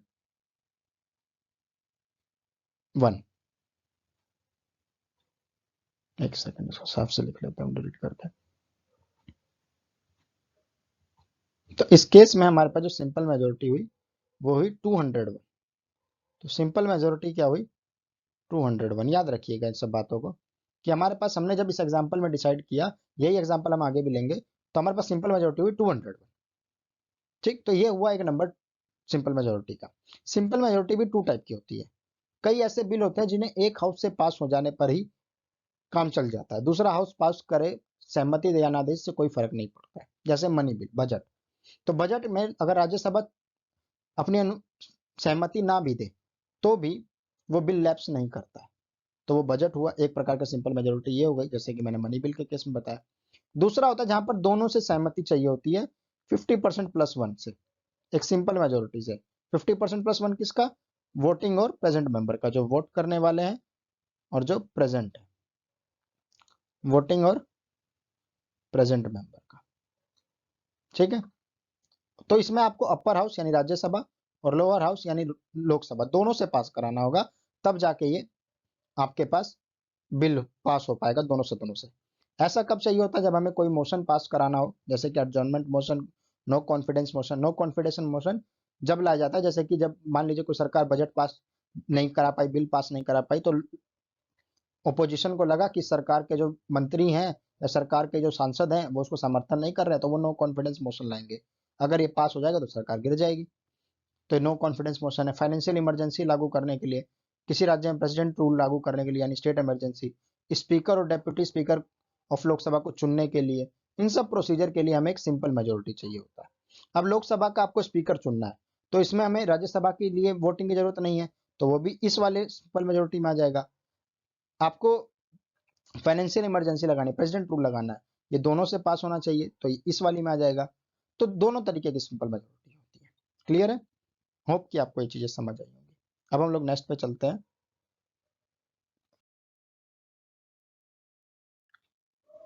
दूसरे प्रकार की जो मेजोरिटी हमारे कॉन्स्टिट्यूशन में मेंशन है, उसका नाम है एब्सोल्यूट मेजोरिटी। और पहले इसको चर्चा करने से पहले हमने जो अभी मेजोरिटी डिस्कस की हम उसको लिख लेते हैं, ताकि हम कंपैरेटिवली चीज़ें समझ पाए। हमने अभी अभी समझा कि जो सिंपल मेजोरिटी होती है, उसमें लोकसभा के केस में जब हमारे पास 245 टोटल मेंबर है, यानी 243 जो मेंबर है, दोनों ही केस में मान लीजिए कि 45 एब्सेंट थे या 43 जो भी, 400 लोग, 100 लोगों को वोट देने से रोक दिया, 400 लोगों ने वोट दिया, वोट में प्रेजेंट थे, तो हमारे पास 201 नंबर 201 निकल कर आई थी टोटल संख्या, कि हमें 201 लोगों सांसद का समर्थन चाहिए होगा, तब हमारे पास उस बिल को पास कराने के लिए सही मेजोरिटी होगी। अब हम दूसरा केस समझते हैं एब्सोल्यूट मेजोरिटी का। एब्सोल्यूट मेजोरिटी के केस में आपने यहाँ लिखा दिख रहा होगा कि हमें 50% से ज़्यादा चाहिए, यहाँ भी हमें 50% ज़्यादा चाहिए, वहाँ भी 50% ज़्यादा चाहिए था, पर किसका 50%? तो वहाँ पर सिंपल मेजोरिटी के केस में था प्रेजेंट एंड वोटिंग मेंबर का, यहाँ पर total strength of the house. तो अगर हम लोकसभा का लें, तो लोकसभा में हमारे पास जो टोटल स्ट्रेंथ है वो है 545, और 545 का हम अगर ये, इस बात का इससे लेना देना नहीं है कि कितने लोग उस समय प्रेजेंट थे, कितने लोग वोट कर रहे थे, या कितनी सीट वैकेंट है, इससे कोई मतलब नहीं है। अगर लिखा है टोटल स्ट्रेंथ का, तो टोटल स्ट्रेंथ है 245 लोकसभा की, तो यहाँ पर हमारा जो मेजोरिटी होगा वो कितना होगा, 273, है ना? तो यहाँ पर हमारी मेजोरिटी निकल कर आएगी भैया 273। ठीक है, ये माइंड एक बार देखिए, डिलीट ही कर देता हूँ मैं, फिर से लिख देते हैं साफ से।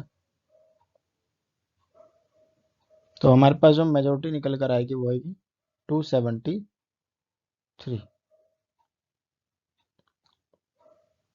कट ना जाए बस। हाँ, तो हमारे हमने देखा कि लोकसभा के ही केस में जब टोटल मेंबरशिप उतनी है, तो एब्सोल्यूट मेजोरिटी और सिंपल मेजोरिटी के बीच अंतर है कितना, लगभग 70 वोट्स का, मोर देन 70 वोट्स का अंतर है। तो यानी कि अगर एक बिल मान लीजिए सिंपल मेजोरिटी से पास होना हो और दूसरा बिल एब्सोल्यूट मेजोरिटी से पास होना हो, तो सरकार को 70 प्लस ज़्यादा वोट्स की जरूरत पड़ेगी सेम बिल को पास कराने के लिए, अगर उसके लिए मेजोरिटी का स्टेटस बदल जाए। इसी तरीके से एक मेजोरिटी है जिसका नाम है इफेक्टिव मेजोरिटी। इसमें क्या है, इसमें भी मोर देन 50% चाहिए, कंफ्यूज, सब में 50% प्लस चाहिए, पर यहाँ किसका चाहिए, effective strength of the house.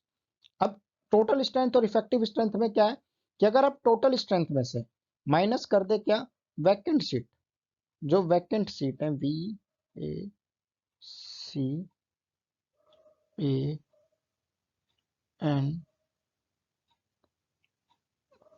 Vacant लिखने की ज़्यादा अच्छी व्यवस्था नहीं है मेरे पास, मैं उससे लिखता हूँ। तो वैकेंट जो सीट्स हैं, अगर आप उसको माइनस कर दें, तो आपके पास क्या आ जाएंगी, effective strength. For example 545 seats पर टोटल स्ट्रेंथ है हमारे देश में लोकसभा की, पर इस समय जिस समय ये बिल आया, उस समय मान लीजिए कुछ 5 सीटें खाली थी, तो टोटल स्ट्रेंथ, इफेक्टिव स्ट्रेंथ कितनी हो गई, 540। अब 540 का हमें 50% प्लस 1 चाहिए, तो इसका कितना होगा, 500 का आधा होगा 250, 40 का आधा 20, तो ये होगी 270। तो यानी इफेक्टिव मेजोरिटी कितनी होगी, 270। ठीक है, तो हमारे एक सेम लोकसभा के केस में जो इफेक्टिव मेजोरिटी है वो कितनी बनी, 270। इफेक्टिव मेजोरिटी बनी हमारी 270, ये हम लिख लेते हैं ताकि हम कंपैरेटिवली चीजें समझ पाए। तो आपने देखा कि एक वोट दो वोट का भी कितना बड़ा अंतर है, सिर्फ मेजोरिटी का नाम बदल गया और चीजें बदल जाएंगी। तो लोकसभा के स्पीकर को चुनने के लिए हमें क्या चाहिए था, 201 लोगों का समर्थन, क्योंकि हमें वहां चाहिए सिंपल मेजोरिटी। पर उन्हीं स्पीकर को हटाना है, लोकसभा के डेप्यूटी स्पीकर को अगर रिमूव करना है चाहे स्टेट के लेजिस्लेचर को, तो अब हमें कितना चाहिए, इफेक्टिव मेजोरिटी, वो कितना है 270, तो अंतर आ गया, एक वर्ड लिखा है और चीजें चेंज। इन सब के सिवा एक स्पेशल केस है जिसका नाम है स्पेशल मेजोरिटी, और ये हमारे कॉन्स्टिट्यूशन में 4 आर्टिकल्स में मेंशन है अलग अलग तरीके से, और इसीलिए ये सिंपल मेजोरिटी का जो केस है ये हमारे कॉन्स्टिट्यूशन में टोटल 4 बनते हैं, और इन चारों को हम समझेंगे। आज थोड़ी वीडियो बड़ी हो जाएगी पर हम फिर भी समझ लेते हैं कि हमारे देश में ये स्पेशल मेजोरिटी है जिसको हम बार बार समझते हैं कि अगर ये है तो कॉन्स्टिट्यूशन का अमेंडमेंट करना मुश्किल है, इसी कारण से ये है, इसीलिए प्रेसिडेंट को अपनी पोस्ट से हटाना मुश्किल है। तो कुछ चीजें रिजिड है हमारे कॉन्स्टिट्यूशन में, वो रिजिड है क्योंकि उन्हें करना मुश्किल है, और वो व्यवस्था है स्पेशल मेजोरिटी के कारण। स्पेशल मेजोरिटी में जो चीज पहली बदलती है वो है 50% की बजाय हमें 2/3 समर्थन चाहिए होता है। 2/3 यानी 100% का 2/3 यानी 66.66% से कुछ ज्यादा, तो आप लमसम कह सकते हैं 67%।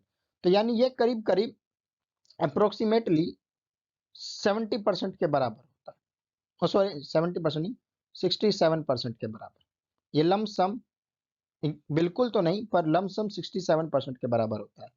तो 50% और 67% में कुछ ना कुछ अंतर है, तो इसीलिए एक बड़ा अंतर बनता है। कितना बड़ा ये हम समझते हैं नेक्स्ट स्लाइड पर, एक एक कर कर चारों टाइप की स्पेशल मेजोरिटी को। क्लियर है? देखिए सबसे पहले टाइप की जो सबसे पहले टाइप की स्पेशल मेजोरिटी है वो है आर्टिकल 249 में डिफाइन है।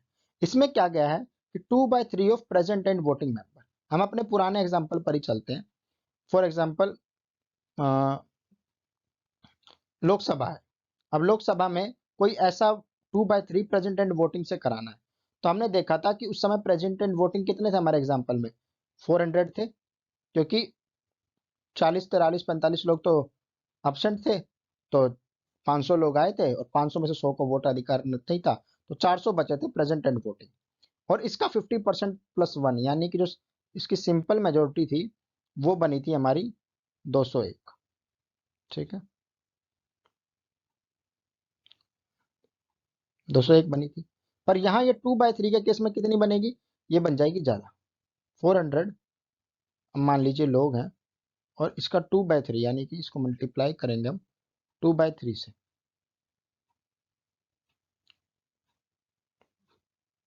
तो ये बन जाएगा करीब करीब, इसको डिवाइड करते हैं हम लोग, तो ये चला जाएगा 1 पर 10, 3 पर 3, अगर ये 6 6 2, तो 266 से कुछ ज्यादा, तो यानी 267 268 मान लीजिए आप, तो 267 से कुछ ज्यादा। तो देखा आपने कि सिर्फ एक नॉर्मल चीज बदली, क्या बदला कि अब 50% प्लस 1 की बजाय हमें 2/3 मेंबर की समर्थन चाहिए, तो चीजें कहां बदल गई, 200 से सीधा 266 67 पर आ गई, तो अब 60 70 मेंबर का और समर्थन चाहिए होगा, तो ये एक मुश्किल है।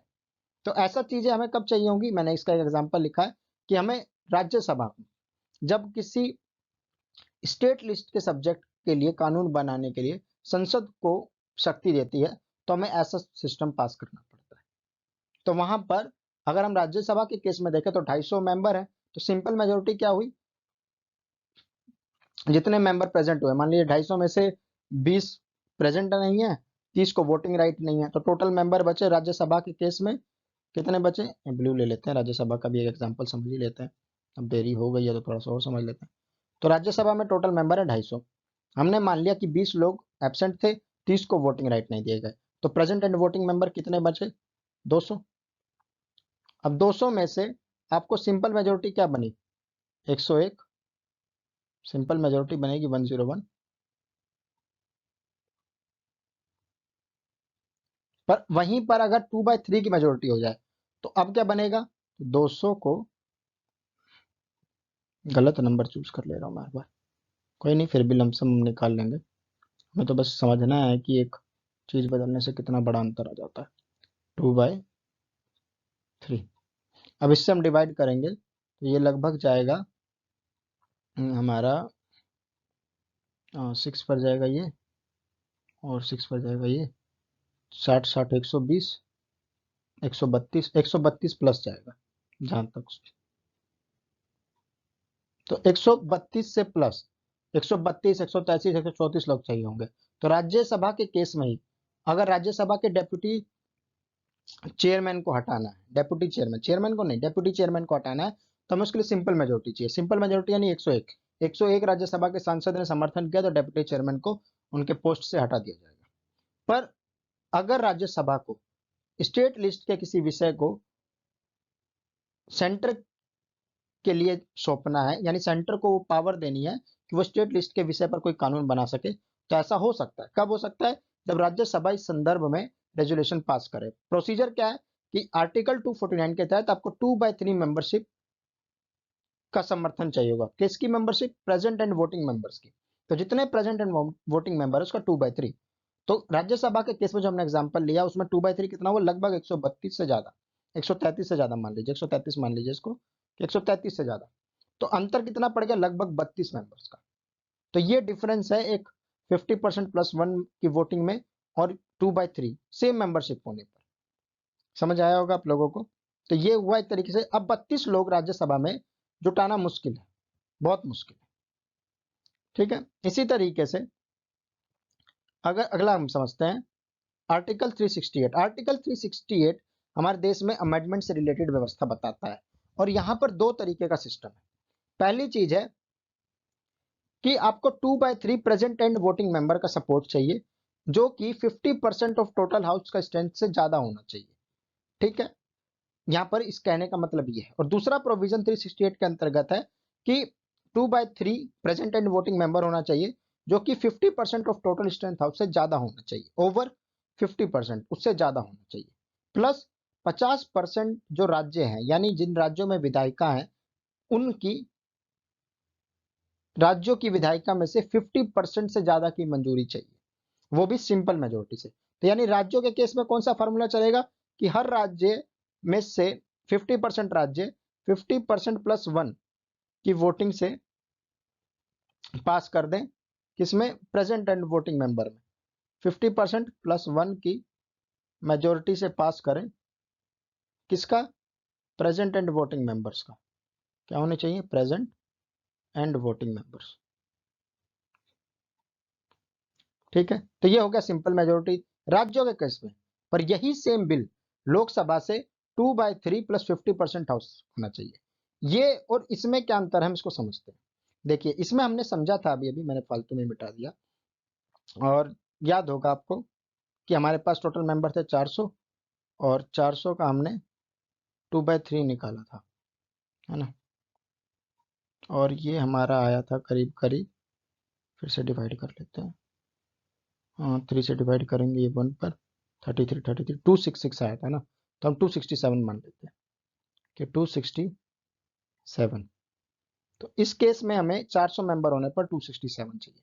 यहां पर केस क्या है कि मान लीजिए उस दिन एक दूसरा सिनेरियो लेते हैं जिसमें टोटल वोटिंग मेंबर 400 नहीं थे, कुछ कम थे, 300 थे। ठीक है, यानी इस बार 100 लोग गायब थे और 150 लोगों का मेंबरशिप छीन लिया गया, 45 लोगों की वोटिंग राइट छीन ली गई, 200 गायब थे। जो भी आपको समझना है समझ लिए, 300 वोटिंग प्रेजेंट मेंबर थे। अब इसका 2/3 निकालिए। इसका 2/3 आप जब निकालेंगे तो वो बनेगा 200। तो अब ये कंडीशन, अगर इस स्थिति में हमने दो एग्जांपल ले लिए। एक एग्जांपल हमारे पास वो है जब 400 मेंबर है, और एक एग्जांपल हमारे पास वो है जब वोटिंग एंड प्रेजेंट मेंबर 300 है। तो अगर आर्टिकल 249 के तहत कोई प्रोविजन होना हो, या ये 2/3 प्रेजेंट एंड वोटिंग मेंबर ही सिर्फ लिखा हो और 300 मेंबर है, तो 200 लोग अगर समर्थन देते हैं तो वो बिल पास हो जाएगा। पर ऐसा इस केस में नहीं हो सकता है। आर्टिकल 368 के इस केस में क्यों नहीं हो सकता? क्योंकि यहां कहा गया 2/3 of present and voting member over 50% of total strength of house. और लोकसभा की टोटल स्ट्रेंथ हमने देखी अभी, उसका जो 50% है वो बनता है 273, है ना। अभी अभी ये क्या हो गया यार, एक सेकंड, डिलीट कर देते हैं इसको। अभी हमने देखा कि लोकसभा का भी पिछली स्लाइड्स में आपने देखा होगा कि जो लोकसभा की टोटल स्ट्रेंथ है उसका 50% बनता है 273। और यहां पर कहा गया है कि जो 2/3 होना चाहिए प्रेजेंट ऑफ वोटिंग मेंबर का, वो किससे ज्यादा होना चाहिए? टोटल स्ट्रेंथ के 50% से ओवर होना चाहिए, यानी इससे ज्यादा होना चाहिए। ये चीज हमेशा इससे ज्यादा होनी चाहिए। क्या चीज? जो 2/3 है। पर इस केस में क्या हमें ऐसा दिख रहा है? नहीं, ये कम है। तो इसीलिए अगर 300 लोग हैं तो अब ये बिल पास नहीं हो सकता। तो 2/3 तो होना चाहिए, पर कितना होना चाहिए 2/3? वो इस 273 से ज्यादा होना चाहिए। यहां भी नहीं हो रहा है, तब भी नहीं होगा। तो इसीलिए ये चीज मुश्किल होता है। इसीलिए हमारे कॉन्स्टिट्यूशन में अमेंड करना बहुत मुश्किल होता है। इसीलिए आपने देखा होगा कि मोदी जी की सरकार पहले भी बहुमत से थी, पर उन्होंने और बहुमत बनने का इंतजार किया और 2019 में आर्टिकल 370 को हाथ लगाया और उसे रफा दफा किया। क्यों किया? क्योंकि उनको इंतजार करना पड़ा। प्रोविजन क्या है कि कॉन्स्टिट्यूशन में अगर कोई बदलाव करना है तो आपको 2/3 of present and voting member supported by over 50% of total strength of house, उसे 50% से ज्यादा जो स्ट्रेंथ ऑफ हाउस है उसका समर्थन भी तो होना चाहिए। अब यहां पर आपने वोटिंग तो 200 ले ली, पर 273 लोग से ज्यादा समर्थन ही नहीं है आपके पास। सेम ऐसे यहाँ पर आपने 267 लोगों का वोटिंग ले लिया, पर आपको अभी भी समर्थन 273 से कम ही है, उससे ज्यादा चाहिए। इसीलिए इन दोनों में एक अंतर है। और यहां पर तो वही केस है, यहां ये कंडीशन तो फुलफिल करनी ही करनी है, ये जो सेम कंडीशन है। साथ ही साथ यही सेम प्रोविजन आपको 50% स्टेट से और रेक्टिफाई कराना है, तो और मुश्किल हो गया। तो इसीलिए हमारे कॉन्स्टिट्यूशन में कुछ हिस्सों में बदलाव करना जो कि फेडरलिज्म को इफेक्ट ना करता हो। सुप्रीम कोर्ट के जज, हाई कोर्ट के जज को रिमूव करना, कैग को रिमूव करना, नेशनल इमरजेंसी लगाना, स्टेट के जो लेजिस्लेटिव काउंसिल है उसको बनाना या उसका एबोलिशन करना, ये सब चीजें मुश्किल है। मुश्किल है क्योंकि उसके लिए जो प्रावधान है, जितना आपको मैन पावर चाहिए, उससे इकट्ठा करना मुश्किल है। तो इस खिचड़ी को पहले हम डिलीट करता हूं, मैं फिर से आपको एक बार सारी बातें समझाता हूँ। थोड़ा सा साफ कर लेते हैं कंपैरेटिवली।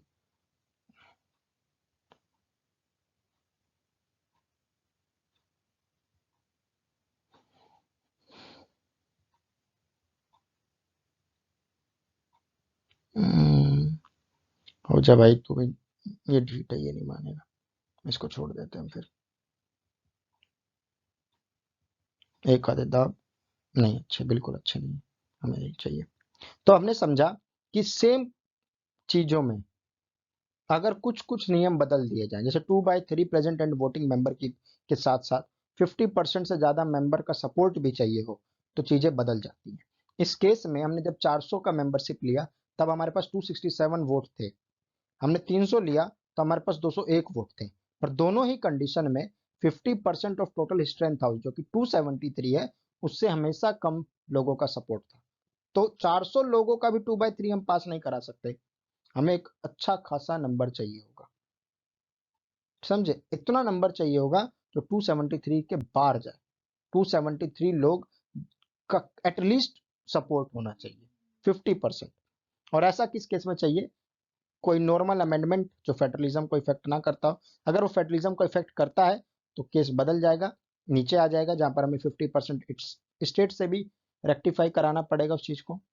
और अगर फेडरलिज्म को इफेक्ट नहीं करता वो कॉन्स्टिट्यूशनल बदलाव, तो वो नॉर्मल इस प्रोसीजर से हो जाएगा, हमें स्टेट से रेक्टिफाई कराने की जरूरत नहीं है। SC ST सुप्रीम कोर्ट के जज, हाई कोर्ट के जज, कैग, CEC, इनको रिमूव करने के लिए अपने पद से, नेशनल इमरजेंसी लगाने के लिए, इन सब चीजों के लिए हमें आर्टिकल 368 के तहत एक बहुत भारी मेजोरिटी चाहिए।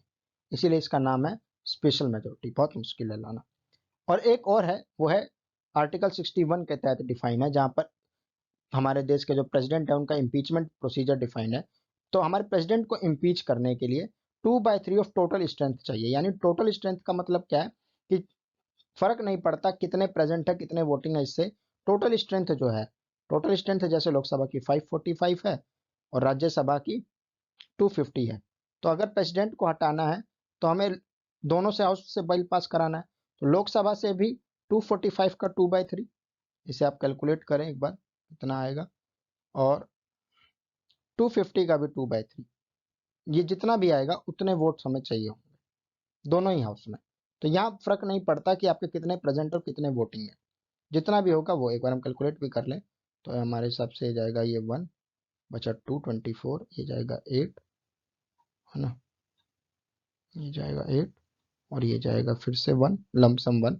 तो इसको 2 से हम गुना करेंगे तो ये बचा 2, ये बना 6 और एक जाएगा ऊपर तो 3। 362 है, हम इसको 363 मान लेते हैं, लगभग उतना जाए।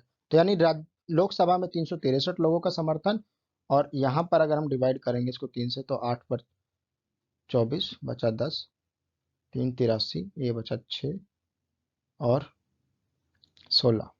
तो यानी 167 लोगों का राज्यसभा में, 167 लोगों का राज्यसभा में और 363 लोगों का लोकसभा में जब समर्थन होगा। ये किसके केस में है? ये हमारा लोकसभा के केस में है और ये हमारा राज्यसभा के केस में है। ऐसा जब होगा तभी जाकर हम लोग प्रेसिडेंट को उसके पोस्ट से इम्पीच कर सकते हैं। तो ये देखा आपने कि कई प्रकार की स्पेशल मेजोरिटी है और ये अलग अलग आर्टिकल्स में अलग अलग कार्यों के लिए हमारे कॉन्स्टिट्यूशन में लिखी गई है। तो इस हिसाब से आप देखते हैं कि हमारा कॉन्स्टिट्यूशन एक डिटेल्ड प्रोविजन देता है हर चीज के लिए, और हमारे कॉन्स्टिट्यूशन में हर कार्य करने के लिए एक बिल को पास कराना पड़ता है, और वो किस नेचर का इस डिपेंड करता है, इस किस नेचर का बिल है इस आधार पर ये डिपेंड करता है कि उसको पास कराने के लिए क्या मेजोरिटी चाहिए। उसे सिंपल मेजोरिटी चाहिए हो सकती है। सिंपल मेजोरिटी दो टाइप की है, वन हाउस जिसमें केवल पास कर दे तो काम चल जाए, जैसे कि बजट हो या फिर लोकसभा के स्पीकर को हटाना हो। दोनों हाउस की मदद चाहिए, दोनों हाउस से वो 50% +1 की मेजोरिटी से पास होना चाहिए। तो ऐसे भी केसेस है। कई जगह हमें एब्सोल्यूट मेजोरिटी चाहिए, जैसे सरकार बनाने के लिए हमें एब्सोल्यूट मेजोरिटी चाहिए। कई जगह हमें इफेक्टिव मेजोरिटी चाहिए, कई जगह हमें स्पेशल मेजोरिटी चाहिए। तो हमें क्या चीज चाहिए उस हिसाब से, और वर्डिंग हमें समझनी बहुत जरूरी है। 50% किसका? केवल एक हाउस में या दोनों हाउस में? 50% टोटल स्ट्रेंथ का, तो वो हो जाएगा एब्सोल्यूट मेजोरिटी। 50%+1 केवल प्रेजेंट एंड वोटिंग मेंबर का, तो वो हो जाएगा सिंपल मेजोरिटी। 50%+1 इफेक्टिव स्ट्रेंथ का, तो हो जाएगा इफेक्टिव मेजोरिटी। तो किसका 50%+1? और 2/3 होता है स्पेशल मेजोरिटी, पर 2/3 किसका? 2/3 प्रेजेंट एंड वोटिंग मेंबर का। तो ये वो स्पेशल मेजोरिटी हुई जो आर्टिकल 249 में डिफाइन है। 2/3 प्रेजेंट एंड वोटिंग मेंबर पर 50% से ज्यादा का समर्थन होना चाहिए, तो ये हुआ आर्टिकल 368 के तहत। इस प्रोविजन के साथ साथ 50% स्टेट से रेक्टिफिकेशन चाहिए, वो भी सिंपल मेजोरिटी के साथ। तो ये हुआ 368 में वो कॉन्स्टिट्यूशनल अमेंडमेंट जो हमारे देश के फेडरलिज्म के स्ट्रक्चर को कहीं ना कहीं प्रभावित करता हो। हमें अगर अपने राष्ट्रपति को उनके पद से हटाना है तो हमें इम्पीचमेंट लाना पड़ेगा, और इम्पीचमेंट पास कराने के लिए प्रेजेंट एंड वोटिंग नहीं, टोटल स्ट्रेंथ लोकसभा और राज्यसभा दोनों से पास होना होता है। तो दोनों के टोटल स्ट्रेंथ का 2/3 हमने देखा भी एग्जाम्पल में। तो इस प्रकार से बहुत सारे अलग अलग नेचर की मेजोरिटीज। होप कि आपको ये बातें समझ आई होंगी। ठीक है, तो आज की क्लास में हमने काफी चीजों पर चर्चा करी। एक लंबा डिस्कशन हो गया है, 1 घंटा 15-18 मिनट से ऊपर का डिस्कशन हो गया।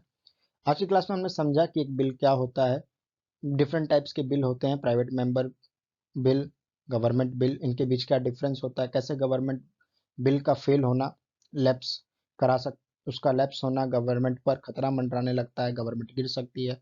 हमने समझा डिवीजन ऑफ पावर का कंसेप्ट क्या होता है, कैसे इंडियन कॉन्स्टिट्यूशन अपने डिफरेंट लिस्ट्स के माध्यम से सब्जेक्ट्स को कैटेगराइज करता है, और डिफरेंट जो लेजिस्लेटिव बॉडी है स्टेट की और सेंटर के, उनके बीच पावर का डिवीजन करता है।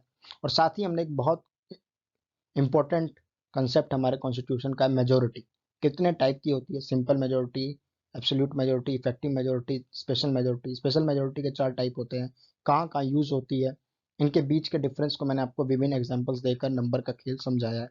तो ये नंबर का खेल समझना बहुत जरूरी है ताकि बिल का पास करना समझ पाए। कई बार आप न्यूज में सुनते होंगे कि सरकार के पास बहुमत नहीं है, तो आप सरकार तो बना रखी है, ऐसे कैसे अगर बहुमत नहीं, सरकार बना हुआ है। तो बिल पास कराने के लिए बहुमत नहीं है, सरकार बनाने के लिए बहुमत अलग है, बिल पास कराने के लिए नंबर अलग है। तो दोनों में अंतर होता है। ये सब चीजें होप कि आपकी क्लियर हो पाई होंगी। ठीक है, तो आज के लिए इतना ही। Thanks for watching the video. एक लंबा सेशन हो गया आज, यहाँ तक बने रहने के लिए आपका बहुत बहुत धन्यवाद। आपको मेरा पढ़ाना अच्छा लगा हो, आपके कंसेप्ट सब कुछ क्लियर हुए हो, आपको मज़ा आया हो पढ़ने में, तो प्लीज़ वीडियो को ज़रूर लाइक करें। आप अपने फ्रेंड्स के साथ इस वीडियो को शेयर कर सकते हैं, उनको भी कंसेप्ट समझने में हेल्प होगी। मेरे चैनल को सब्सक्राइब करें और बेल आइकन को जरूर प्रेस कर दें ताकि आपको नेक्स्ट वीडियो अपलोड होने पर नोटिफिकेशन आ जाए। आपका एक लाइक, आपका एक शेयर, आपका एक सब्सक्राइब, ये एक तरीका है जिससे आप मेरे कार्य को पे बैक कर सकते हैं और साथ ही साथ मुझे मोटिवेशन भी मिलेगा यही काम करते रहने का। ठीक है, तो thank you everyone, thanks again, और मिलते हैं नेक्स्ट क्लास में। तब तक के लिए good night, take care, bye bye, see you next class.